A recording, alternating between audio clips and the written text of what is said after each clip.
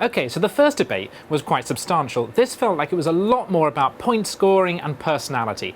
Alistair Darling a bit too stiff, Alex Salmond walking out from behind his podium as if he was allergic to it, and when it came to the cross-examination it moved from substantive points to a fight in a pub car park. If we win the referendum, Alex, will you be a Democrat? Don't talk over one another, because then nobody can hear. Just hold on a bit. Right, come on in. Right?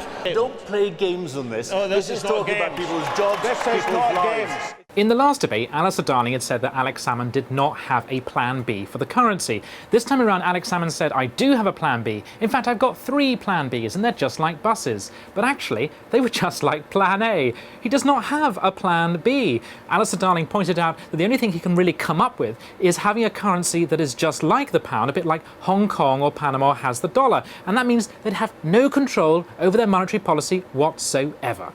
Countries that use other people's currencies, like Panama, like Ecuador, like Hong Kong, they have to run a surplus. They can't borrow. In other words, you'd have a huge deficit you'd have to plug. Okay, but that comes out of public services like schools and hospitals. That's why it's such a nonsense option. And Alex Salmond has clearly decided the best way to win this is to cry, the Tories, the Tories, the Tories.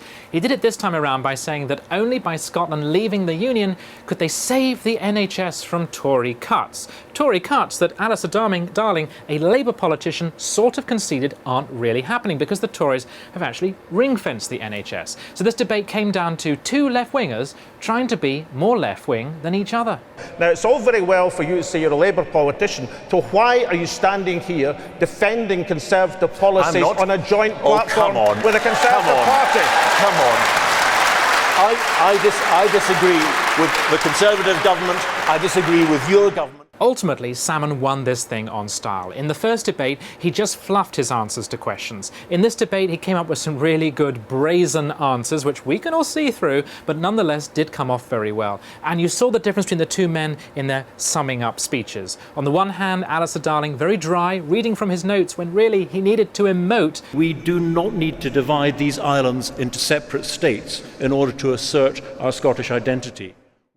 Alex Salmond, on the other hand, giving a very passionate case for why Scotland should go it alone. The decision that we make in 3 weeks' time will define us, this generation, and also the future of the nation. Few societies anywhere on earth have secured this opportunity to vote themselves into independence. This is an opportunity peacefully at the ballot box in a process which has been agreed and consented. It's an opportunity which may not come our way again.